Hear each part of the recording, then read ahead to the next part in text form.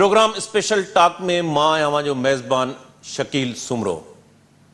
नाज़रीन, local bodies जे पहिरें phase जो जेके चूंडूं थियूं आहिनि उन्हनि चूंडुनि में झेड़ा झटा ऐं ॿ माण्हू जेके आहिनि अजल जो शिकार थिया ऐं नतीजा अचण खां पोइ जेके पीपी मुखालिफ़ जमायतूं आहिनि उन्हनि हुकूमती धुर जे मथां ऐं ख़ासि तौर ते इलेक्शन कमीशन जे मथां जन ख़दशनि जो इज़हार कयो आहे। उन में काल्ह जेका GDA जे अॻुवाणनि प्रेस कॉन्फ्रेंस कई हुई उन्हनि GDA ऐं JUI तहरीक हलाइण जो ऐलान कयो आहे, जॾहिं त मुतहिदा क़ौमी मूवमेंट हुकूमती इतिहाद खां धार थियण जी धमकी ॾिनी आहे।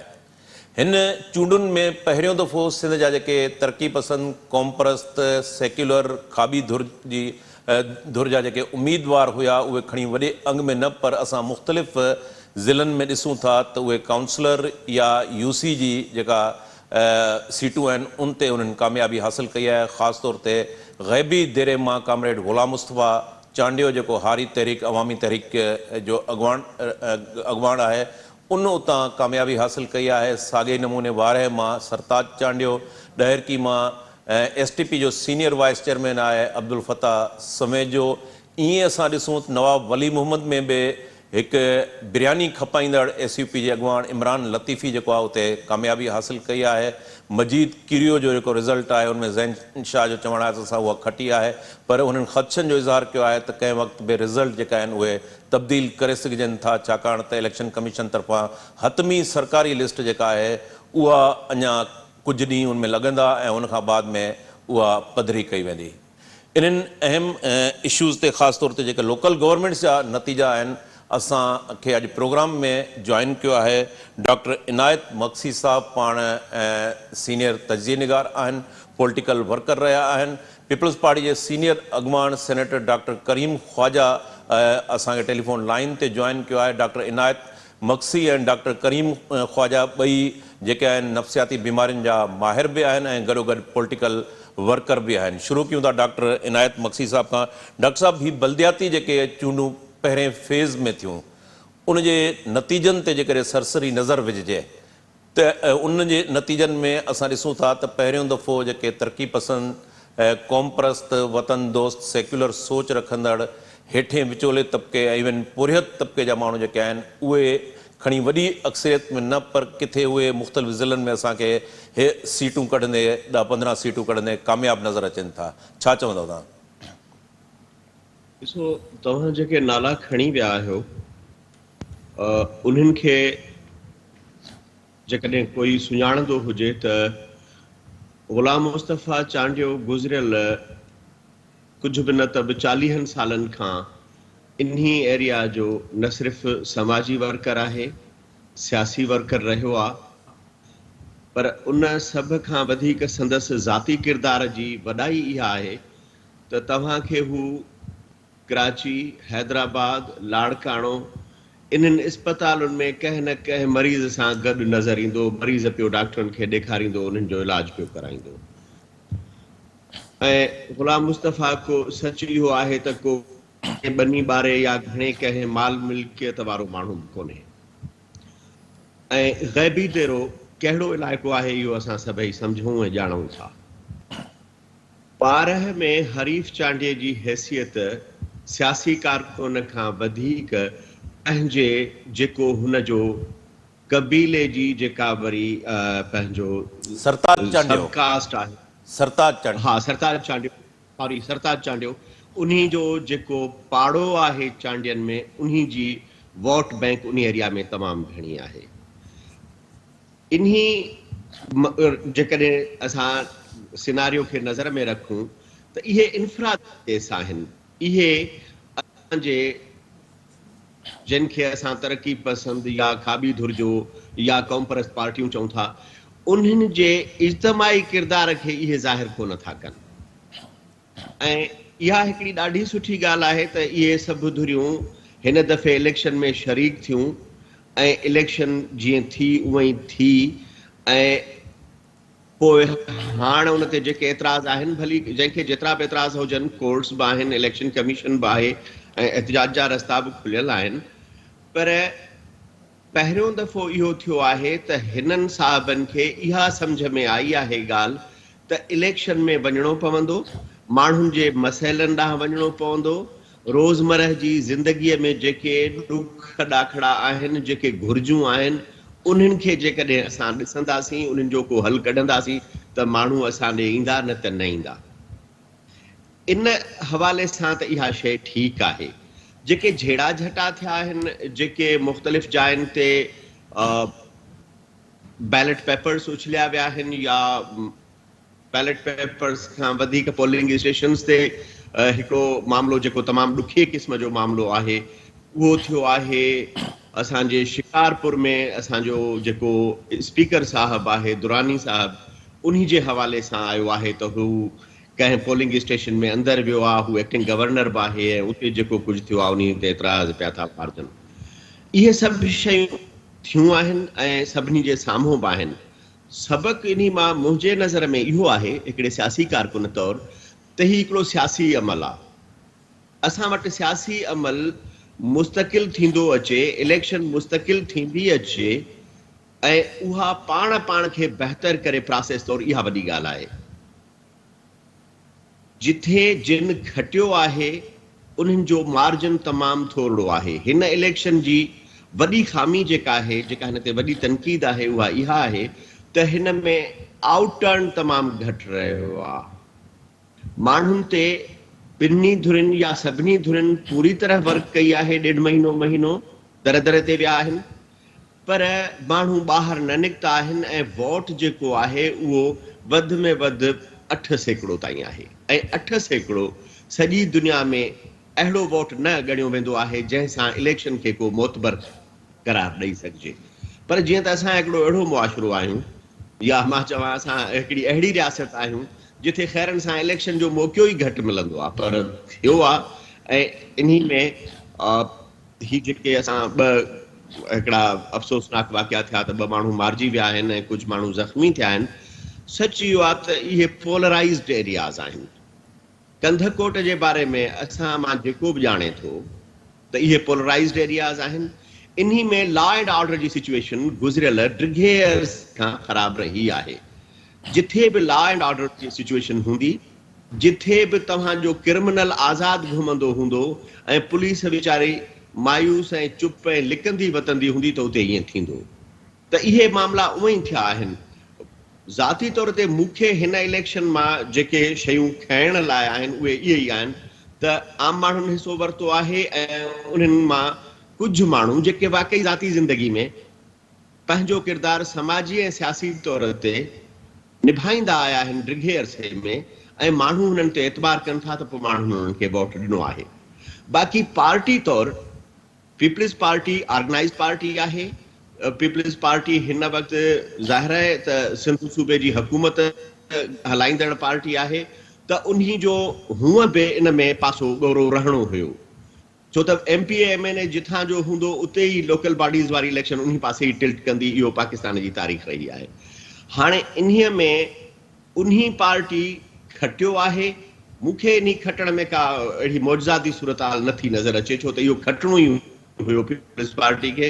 ॿी का बि पार्टी, ख़ासि तौर ते मुस्लिम लीग इन में मौजूदु कोन्हे। PTI वारा त ॻोल्हिया कोन था लभनि त उहे आहिनि किथे। जेके अभरा सभरा GDA वारा हुआ या जमायत उलमा वारा हुआ, उहे बि किन ख़ासि जायुनि ते हुआ, उहे सॼी सिंध में हर हिक सीट ते मौजूदु कोन हुआ। तंहिंजे करे पीपल्स पार्टी खे खटणो ई खटणो हो। पीपल्स पार्टी खे पाण खे इहो सोचणु खपे सियासी पार्टीअ तौरु ऐं ख़ासि तौर ते वफ़ाक़ में इलेक्शन्स विढ़ंदड़ पार्टी तौरु ऐं सूबे में हुकूमत वारी पार्टी हुअण तौरु त छो हुन जे लाइ माण्हू वॾे तइदाद में छो न निकिता। 60% वोट छो न पिया, 50% खां मथे वोट छो न पिया, ऐं सिर्फ़ु 8-10% जेकॾहिं वोट पवनि था त इहे कंहिं बि सियासी पार्टी लाइ हिकिड़ो वॾो फ़िक्र जो लम्हो आहे ऐं उन्हनि खे इन ते सोचण जी ज़रूरत आहे त इन खे कीअं बहितर कनि। इहो ॾसे थो त माण्हू सियासी अमल खां ॼण त मुतमइन कोन आहिनि। जी डॉक्टर साहब ॾांहुं था, डॉक्टर करीम ख्वाजा साहब ॾांहुं। डॉक्टर साहब, डॉक्टर इनायत मक्सी साहब टर्न आउट जी ॻाल्हि कई ऐं उहो टर्न आउट असांखे 8 खां 10% ई नज़र आयो मुख़्तलिफ़ हंधनि ते। ॿियो जेको हिन सियासी अमल जे ज़रिए असांखे जेको एलिमेंट नज़र आयो, कुझु जेके वीडियोज़ क्लिप वायरल थिया आहिनि आगा सिराज दुरानी जो, ऐं उते आम जेको वोटर आहे उन सां जॾहिं हू ॻाल्हि ॿोल करे थो, का अहिड़े क़िस्म जो थ्रेट अचे थो त मूं वटि में उनखे अहिड़े क़िस्म जो जवाबु मिलियो। इहो असांखे मेहड़ में बि ॾिसण में आयो जॾहिं बारी पिताफ़ी खे उते रोकियो वियो। मुख़्तलिफ़ ज़िलनि जे अंदरि हिकु त सियासी जीअं अमल आहे, माण्हुनि जो उन तां एतमाद खॼंदो पियो वञे, माण्हुनि में जे रवैये में बेज़ारगी आहे, एंटी फ्यूडल लाड़ो बि उते मौजूदु आहे। हीअ जेके तरक़ी पसंद क़ौम परस्त इन जो अंग तमामु थोरो आहे, पर पहिरियों दफ़ो इहे घटि मार्जन ते ई पर साम्हूं इन्हनि इलेक्शन खटी आहे। मजमूई तौर ते पाण जेकॾहिं डिस्कस कयूं त इन सूरत हाल खे तव्हां कीअं था ॾिसो, ख़ासि तौर ते जेको हीउ टर्न आउट घटि रहियो आहे? महिरबानी। टर्न आउट जेको आहे वो 20 खां 30% आहे जेको इलेक्शन कमीशन चवंदो आहे। ऐं उनजो रीज़न इहो आहे त गर्मियूं हुयूं, ॿियो इहो त ही जेको अदालत जेको आहे सो 24 तारीख़ ताईं अनसर्टन हुई, त माण्हू अनसर्टन हुआ त इलेक्शन थींदी न थींदी, जंहिंजे करे टर्न आउट जो असर मंफ़ी आयो आहे। ॿियो जेको इहो आहे त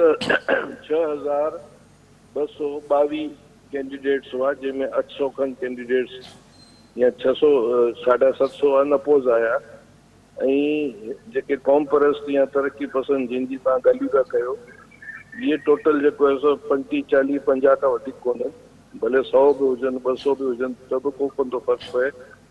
हे जेको 6222 जेके सीटूं आहिनि उन्हनि में हिननि कंटेस्ट ई कोन कयो आहे। नई मौलाना वारी पार्टी फज़ल रहमान जी क़ौम परस्त किथे बि कोन बीठाई। जेके खटिया आहिनि इहे 1925 जे इलेक्शन में, जॾहिं बि पीटी इलेक्शन थींदी आहे उते माण्हू खटी ईंदा आहिनि समाजी तौर ते पंहिंजी हिम्मत सां। इहो को फर्स्ट टाइम कोन्हे कि फलाणा खटी आया आहिनि, तमामु सुठी ॻाल्हि आहे, खटी आया आहिनि, इनकलाबी आहिनि, खटी आया आहिनि, सुठी ॻाल्हि आहे। इहो ई जेको आहे सो अब्दुल मजीद इहो जेको हो न, जेको शाहनवाज़ भुट्टो खे जेको आहे सो लाड़काने में शिकस्त आई हुई, उहो बि हिकिड़ो ग़रीब माण्हू हो। इहे सिस्टम सिंध में शुरू खां पिया हलनि, कोई इहे अननेचुरल का ॻाल्हि कान थी आहे जेको तव्हां चओ था त फर्स्ट टाइम ई थी वियो आहे, फलाणो थी वियो आहे। मूंखे ॿुधायो त इहे क़ौम परस्त जेके आहे सो हिन या जेके नेशनलिस्ट आहिनि या मुला आहिनि, इन्हनि 6222 सीटुनि ते हर सीट ते कंटेस्ट ई कोन कयो। ॾिसो, प्रेशर वारी पॉलिटिक्स पिया कनि एक तरफ़ा वठी ऑनवर्ड्स, जेके नेशनलिस्ट आहिनि सो कॉल्ड जेके बि आहिनि, ॻाल्हियूं त वॾियूं वॾियूं था कनि, बाबा हीअ इनकलाब अची वियो, हीअ 40 ऐं 50 सीटूं बस में खटियूं आहिनि 6222 मां। It's not a good thing. Electoral politics जो हिननि जो बिलीव ई कोन्हे। ही इलेक्शन रुगो जलसा जुलूस कंदा आहिनि, प्रेशर पॉलिटिक्स कंदा आहिनि। हिननि इहो जेको इहो फज़ल रहमान ग्रुप जो जेको लाड़काणो ऐं शिकारपुर छाती ते तरक़ी चवंदा त सॼो असांजो आहे, शिकस्त पास आई आहे मुलनि खे। ऐं सुठी ॻाल्हि आहे, छो न अचे। सिंध जेको आहे सो हिकु सेक्युलर पार्टी, सेक्युलर माशरू आहे, उते मुला छो अचनि? माण्हुनि खे जेको तॾे छॾियो आहे। नेशनलिस्ट आहिनि उहो रुगो जलसा जुलूस था कनि, हिकु तरफ़ा वठी करे हेल्थ ताईं। मूंखे ॿुधायो BSO हुई न, BSO हिकु तरफ़ा वठी करे उन्हनि जा जेके माण्हू चीफ मिनिस्टर थिया, MNA थिया, MPA थिया, फेडरल मिनिस्टर थिया, हिते असां वटि क़ौम परस्त पॉलिटिक्स वारा कहिड़ा MPA थिया, MNA थिया या सेनेटर्स थिया या मिनिस्टर थिया, 4-5 मसूदा या 8-9 मसूदा जेके असेंबलीस ताईं पहुता। त हाणे हिननि किथे पार्टिसिपेट कोन था कनि। हींअर बि चवंदा जलसा कंदासीं, जुलूस कंदासीं, का एक्स्ट्रा ऑर्डिनरी कान्हे। इहे अंद अखर इहे माण्हू जेके खटी ईंदा आहिनि, इहे 1935 में का जेके प्रोविंशियल असेंबलीज़ में बि खटी ईंदा आहिनि एतिरा घटि अंग अखर में, ऐं लोकल पार्टीज़ में बि जेके थियनि था 1940 या 50 खां वठी करे सिंध में। हींअर बि उहो ई रेशो आयो आहे, त को एतिरो वॾो को इनकलाब कोन अची वियो, को माओज़ेतुंग अची वियो या लेनिन अची वियो। हे दिलि सां विढ़नि कोन था इलेक्शनूं। हे हाणे बि चवंदा त असां बाइकाट कंदासीं, केॾी महिल MQM सां मिली था वञनि, केॾी महिल मिलनि सां मिली था मिलनि। सो इलेक्शन ठही आहे, इलेक्शन में इहे झगड़ा बि थींदा आहिनि, फसाद बि थींदा आहिनि, न थियणु खपनि। हींअर जेको सो PTI वारा जेके सो उन्हनि लोकल बॉडीज़ कराई हुई KP में, उते बि ईअं थियो, पंजाब में बि ईअं थींदो आहे। जो पाकिस्तान जे माशरे में, बरे सगीर जे माशरे में, हिंदुस्तान में बि लोकल बॉडीज़ में हुजे, हर घर में झगड़ो हूंदो आहे, हर घिटी में झगड़ो हूंदो आहे, हर क़ौम में झगड़ो हूंदो आहे। Everything is normal. ये रिज़ल्ट, अहिड़ा रिज़ल्ट हर दौर में आया आहिनि ऐं अचणु खपनि, माण्हुनि खे पार्टिसिपेट करणु खपे। कोई एतिरो वॾो इनकलाबी कमु कोन थियो आहे। इहे 40-50 माण्हू जेके खटी आया आहिनि, सुठी ॻाल्हि आहे। इहे त अहिड़ा जेके इनकलाबी इहे हुजनि हा न, इहे जेके कांग्रेस पार्टियूं जेके वॾी फूकूं थियूं हणनि, या जेके मुला या जेके PTI मूंखे ॿुधायो, हिन जो को लीडर सॼो सिंध में वियो आहे किथे? इमरान ख़ान जलसा थो करे पंजाब में या KP में, हिते लोकल बॉडीज़ लाइ आयो आहे किथे? हिन जो जेको आहे जनरल सेक्रेटरी असद उमर आयो आहे? हिन जो इमरान इस्माइल आयो आहे? कि लोकल बॉडीज़ में हिननि किथे बि महिनत कान कई आहे, भरिया कोन्हनि फॉर्म। चवनि था बाबा ही थी वियो, हू थी वियो। वरी तव्हां विया इलेक्शन कमीशन में, तव्हां पिटीशन विधियूं, तव्हां अदालतुनि में विया, कुझु हिननि कोन कयो आहे। न PTI कयो आहे, न नेशनलिस्टनि कयो आहे, न मिलन कयो आहे, न GDA कयो आहे।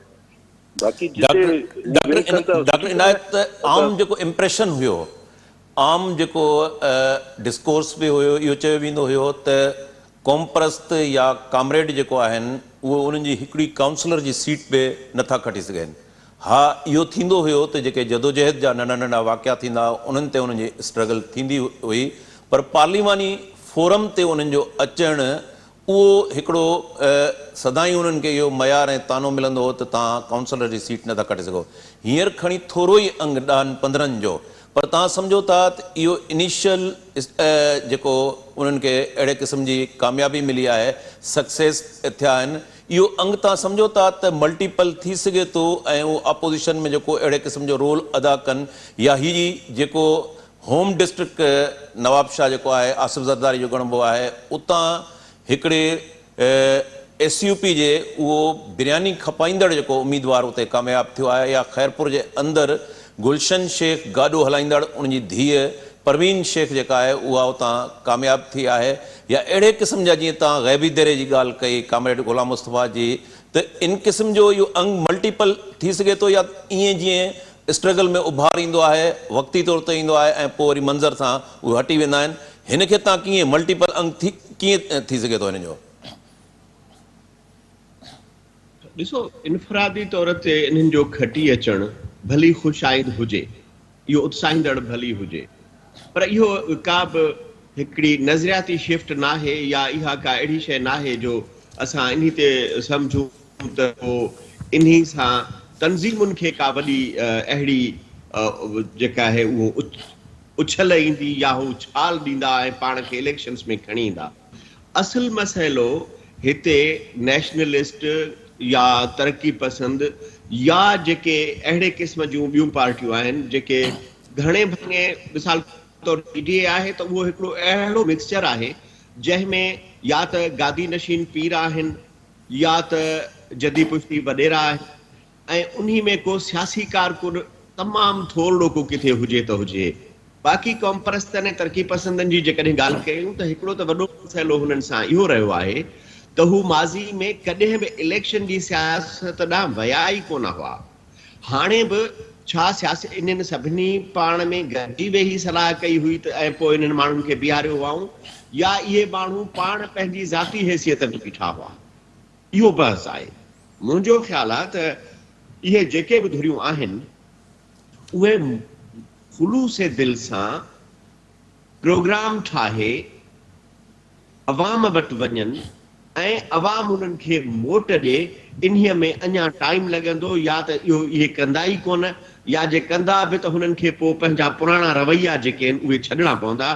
पुराणा रवैया हुननि जा अवाम जे इलेक्शनी सियासत जे मुखालफ़त में आहिनि, ऐं ही जेके खटी अचण वारा चंद फ़र्द आहिनि, इहे फ़र्द पंहिंजे ज़ाती किरदार जे करे खटी आया आहिनि, न कि पंहिंजे कंहिं बि पार्टीअ जे करे, SUP जे करे चओसि, या तव्हां चओ त अवामी तहरीक जे करे खटी आया आहिनि, या तव्हां कंहिं ॿी पार्टी जो नालो खणो। मूंखे ईअं नथो लॻे, मां नथो सम्झां त इहो कंहिं बि अहिड़ी पार्टी जी फतेह आहे, ईअं न थियो आहे। इहे जेके बि 4-5 माण्हू आहिनि, इन्हनि पंहिंजे इनफरादी किरदार जे करे खटियो आहे ऐं इनफरादी किरदार जेको आहे उहो समाज खे तब्दील करे वेंदो आहे या इलेक्शन्स खे ॿियो रुख वठी ॾेई वेंदो आहे, इहो न थींदो आहे। पीपल्स पार्टी जीअं इलेक्शन्स खटियूं आहिनि इहे उन उम्मीदवार जे मेरिट ते न खटियूं अथनि, इहो असांखे सम्झणु खपे। पीपल्स पार्टी पंहिंजे जनम खां वठी अॼु ताईं इक़्तिदार जी सियासत करे थी ऐं उन जो वोटर सम्झे थो त मां वोट इक़्तिदार में जे लाइ विझण वञी रहियो आहियां, पंहिंजे मसइलनि जे हल लाइ विझण वञी रहियो आहियां। हिते जेके वोट इन 4-5 माण्हुनि खे पिया आहिनि इहे पार्टियुनि खे न पिया आहिनि, इहे इन फर्दनि खे पिया आहिनि। पार्टियुनि खे जेकॾहिं पवनि हा त पार्टियूं भला को 50-100-200 त बीहारनि हा न मेंबर्स किथे न किथे पंहिंजा, उन्हनि किथे बि कोन बीहारिया आहिनि। इहे उहे माण्हू आहिनि जेके हुअं ई पंहिंजी ज़ाती ज़िंदगीअ में सदाईं आम माण्हू जे ॾुख सुख में गॾु हूंदा आहिनि ऐं पिया हलंदा वधंदा आहिनि, हड़ा बड़ा पिया ख़र्च कंदा आहिनि। मूंखे ज़ाती तौर ते ख़बर आहे त ग़ुलाम मुस्तफ़ा चांडिये जी कोई बि मदद कोन कंदो आहे पार्टी जे तरफ़ां, मूंखे हुनजी चङी तरह वाक़फ़ियत आहे, गुज़िरियल 40 सालनि खां मां हुनखे ॼाणा। इन्ही हवाले सां जेके असां गुलशन शेख जी ॻाल्हि कयूं था, ॾिसो हिकिड़ो माण्हू पोरियत आहे उन जी धीउ खटी थी अचे, सभिनी पोरियतनि जूं धीअरूं बीहंदियूं उहे खटी ईंदियूं, इहो न थींदो, इहो न थींदो। छो त असां इन्ही ते को बि सियासी तालीमकारी जो अमल कोन कयो आहे, असां सियासी प्रोग्राम कोन ॾिनो आहे कोई, असां पार्टियुनि तौरु इहो कमु कयो ई न आहे सवाइ पीपल्स पार्टी जे, ऐं तंहिंजे करे ई पीपल्स पार्टी खटे थी। जी नाज़रीन, हिते हिकिड़ो नंढो कमर्शियल ब्रेक वठूं था, ब्रेक खां वापसी ते प्रोग्राम खे कंटिन्यू कयूं था।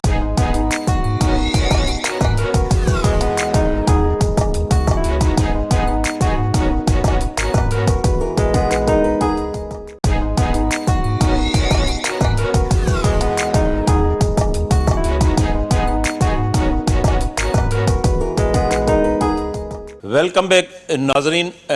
डॉक्टर साहब, डॉक्टर इनायत मक्सी, हिकिड़ो ॿियो असांखे एलिमेंट नज़र अचे थो पियो, TLP जी एंट्री थी आहे कराची जे अंदरि। त असां TLP जी एंट्री गुज़िरियल जेका जनरल इलेक्शन आहे लियारी जे अंदरि उनजी असां एंट्री ॾिठी ऐं उतां उन्हनि सीट विन कई। हींअर TLP उते सीटूं त न खटियूं आहिनि, पर सेकंड पोज़ीशन ते इन कंदकोट जेकमबाद वारे पासे TLP खे इंट्रोड्यूस करायो पियो वञे। ज़ाहिर आहे TLP किथां मैनेज थिए थी, केरु उनखे ऑपरेट करे थो, केरु उनखे एंट्री ॾियारे पियो, इहा सभिनी खे ख़बर आहे। ॿियो JUIF उहा राशिद महमूद सुमरे वारनि लाड़काणे में त सीट हाराई आहे, पर ॿियनि हंधनि ते किथे किथे उहे सेकंड नंबर आया आहिनि ऐं कुझु सीटूं उन्हनि खटियूं आहिनि। हीउ जेको रिलीजियस पॉकेट आहे उहो अंग उनजो वधे थो पियो, जेकॾहिं वोट जे सैकड़े जे हवाले सां ॾिसूं त उहो अंग उनजो वधंदड़ आहे। तव्हां सम्झो था त इहो मथां खां उनखे को मैनेज करे रहियो आहे, छा सबब कारण छा आहिनि? ॾिसो JUIF जो जेको TLP वारो डॉक्टर इनायत साहब ॼाणो था, पोइ डॉक्टर साहब तव्हां खां इन जो वठूं था जवाब। जी डॉक्टर इनायत। ॾिसो मां TLP ते पोइ ईंदुसि, पहिरीं वेंदुसि पंहिंजो JUIF ते। JUIF हिते अॻ में मौजूदु आहे, उहो इलेक्शन्स में राशिद महमूद वारनि जो वालिद ख़ालिद महमूद साहब बीहंदो रहंदो हो ऐं सुठा वोट खणंदो हो। हाणे इहो जेके हिननि जा पॉकेट आहिनि, हक़ीक़त इहा आहे त इहे हिननि जा असल में उहे कारकुन आहिनि जेके घणो तणो हिननि जो जेको मदरसनि जो जेको ॼार आहे उन्हीअ मंझां अचनि था, ऐं हिननि जा पोइ के बिरादरियूं आहिनि जेके हिननि जे इन्फ्लुएंस में आहिनि। अञा तव्हांखे JUIF लाड़काणे शिकारपुर या इन जो जेका पसगिर्द आहे, बल्कि डिवीज़न लाड़काणे में जेका JUIF आहे उन जो हिकिड़ो ॿियो किरदार बि आहे जेको असां वटि बहस हेठि न ईंदो आहे। उहा भली त हिकिड़ी मज़हबी पार्टी तौरु सम्झी वञे, पर रोज़मरह जे मामलनि में हू रस्तनि ते ईंदा आहिनि, हू पंहिंजो एहतिजाज कंदा आहिनि ऐं हू पंहिंजे माण्हुनि जे, मिसाल कंहिंजे घर ते कब्ज़ो थी वियो, कंहिंजो झेड़ो थी वियो त थाणे ते पहुची विया, ऐं जेकॾहिं कब्ज़ो थी वियो त वरी मुख़्तियारकार या AC वटि पहुची विया, त हू अहिड़े क़िस्म जे रोज़मरह जे मामलात में दख़ल वेंदा आहिनि ऐं मदद कंदा आहिनि पंहिंजे माण्हुनि जी, ख़ासि तौर ते ख़ालिद महमूद ऐं संदसि पुट।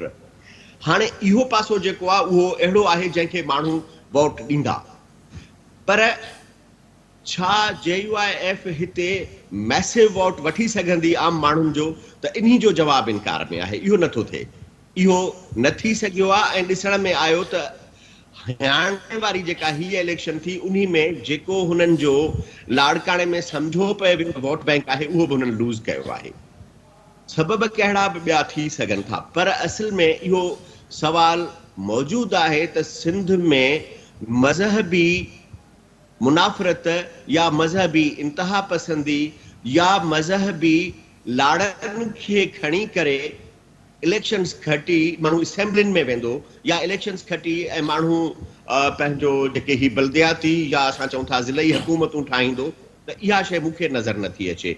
अचूं था TLP ॾांहुं। तव्हां अॻ में ई चई विया आहियो, TLP जो जनम जंहिं शहर में थियो आहे उहा रावलपिंडी आहे।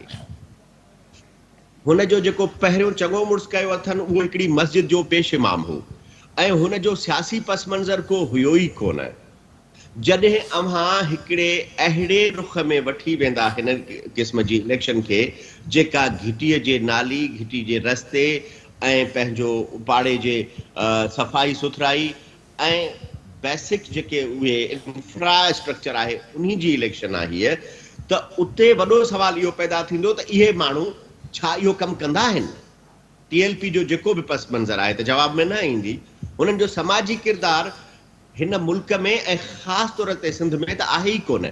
जेके इन्हनि खे आणणु चाहिनि था, उन्हनि बार बार अहिड़ियूं कोशिशूं कयूं आहिनि। उन्हनि ईअं न थियो आहे त उन्हनि को अॻे एतिरी कोशिशि न कई आहे, इन्हनि उहे कोशिशूं कयूं आहिनि। हिन दफ़े हिननि जेके इलाइक़ा वञी चूंडिया आहिनि, सिंध जी इहा बदकिस्मती आहे त उन्ही इलाइक़नि में इंतहाई कमज़ोर पुलिस ऑफिसर्स आहिनि ऐं उते बदअमनी तमामु घणी रही आहे।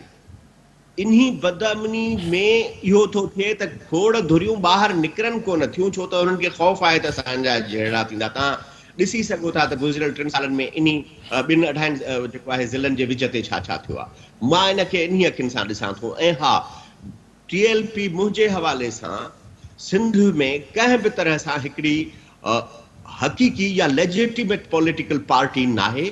उहो हिकिड़ो अहिड़ो ग्रोह आहे या अहिड़ो माण्हुनि जो जथो आहे जंहिंजे पोयां ॿियो कंहिंजो हथ आहे ऐं उहे ॿियो कुझु कराइणु चाहिनि था। उहे क़तई तौर ते अवाम जे फ़ाइदे में का बि सियासत करण वारी धुर नाहे। जी डॉक्टर साहब, डॉक्टर करीम ख्वाजा साहब, तव्हां कीअं ॾिसो था हिन TLP जो जेको एलिमेंट आहे, JUI जो, जीअं डॉक्टर साहब चयो त TLP ऐं JUI में फ़र्क़ु आहे, पर असां TLP जी एंट्री ॾिसूं था ख़ासि तौर ते थर वारे इलाइक़नि में, जेकंबाद, कंदकोट या गुज़िरियल जेको जनरल इलेक्शन हुई, में पाण लियारी जे अंदरि ॾिठो।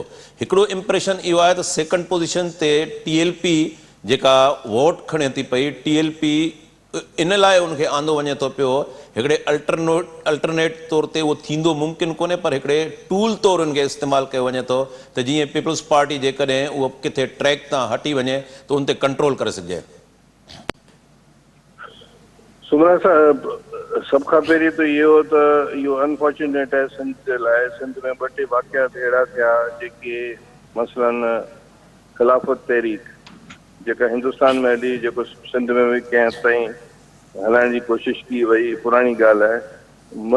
मंज़रगाह फसादात थिया 2, इहे या ॿियूं जेके अहिड़ी जेके सो पैटी सूडो रिलीजियस तहरीकूं जेके उनजा असरात जेके सो सिंध में कम्यूनल पॉलिटिक्स इनमें फ़रोग़ पाई, जंहिंमें सिंध ऐं बम्बई जो अलॻि थियण बि मालवी इहे चीज़ूं उभरियूं, त सिंध जे फैब्रिक खे जेको आहे सो तबाह करण जे लाइ सेक्युलर जेके बि या टॉलरेंट क़ुवतनि खे नुक़सानु थियो। इहे इन्हनि जेके 3-4 शयुनि जो मूं ज़िक्र कयो। उन खां पोइ पार्टीशन खां पोइ जेको आहे सो हाणे जमात उलमा ही जेके फज़ल रहमान ग्रुप आहे, इहे हिकु कम्यूनल पॉलिटिक्स था कनि न। हिकिड़ी ग्रोही या मज़हब जे अंदरि बि हिन जो हिकिड़ो स्कूल ऑफ थॉट आहे, त इहे सभु माण्हू त इन जे पोयां कोन्हनि। हिकिड़ो स्कूल ऑफ थॉट जेको आहे उहो हुनखे फॉलो करे थो। TLP वरी उहो ई जेको फज़ल रहमान जो जेको स्कूल ऑफ थॉट आहे, उनजो ओपोनेंट हिकिड़ो माना बरेलवी देवबंदी जेको स्कूल ऑफ थॉट, इहे प्रमोट कया पिया वञनि सो दैट के सिंध में डेमोक्रेटिक ऐं सेक्युलर फैब्रिक खे तबाह कयो वञे। ऐं इहो मैनेज्ड आहे। ऐं इहो सिंध खे 35 का ऑनवर्ड नुकसान पहुंचायो आहे ये ट्रेन्स जेके उभरिया आहिनि। सो असीं सम्झूं था त इहे ट्रेन्स के भली पीपल्स पार्टी ते केरु केतिरी बि तनक़ीद करे इहे जेके सो या ॿियूं जेके नेशनल पार्टियूं ई फेस करे सघनि थियूं इन्हनि जेके ग्रोही या जेके तंग नज़र जंहिंजी सोचूं आहिनि मज़हबी तौर ते ऐं डेमोक्रेटिक प्रोसेस ई इनखे ख़तमु करे सघे थो। पर ही को इनकलाबी पार्टी कोन थियूं थी सघनि। हे जलसनि जुलूसनि ताईं आहिनि। उन्हनि जो हिकिड़ो टीं ॾहें जी कॉम्पर्सन जो आहे हिकिड़ो प्रेशर तौर ते जलसा जुलूस कंदा आहिनि ऐं अहिड़े नमूने ही मुलाज़िम ई कंदा आहिनि जिते किथे ईअं कंदा आहिनि ऐं उहो पंहिंजे खे सर्वाइव इन हवाले सां था कनि ऐं हिननि जो को मुस्तक़बिल अगरि सही इलेक्शन थियूं त इहे जो मुस्तक़बिल कोन्हे। अकबर बुख्ती खां सवाल पुछा कयो वियो 2003-04 में हुनजे शहादत खां पहिरीं कि बलूचिस्तान में MMA या मुला अची विया आहिनि, उन ते तव्हांजो छा तबसरो आहे? उन चयो इहे मैनेजेबल चीज़ूं आहिनि, अगरि डेमोक्रेसी या फेयर इलेक्शन थींदी त इहे ख़तमु थी वेंदा। इहो अकबर बुख्ती चयो। सिंध जो बि इहो ई चकर आहे त ही त हिकिड़ा ग्रोही ऐं तंग नज़र क़िस्म जी सियासत करण वारा माण्हू आहिनि। हिननि जो मुस्तक़बिल एतिरो को सुठो कोन्हे।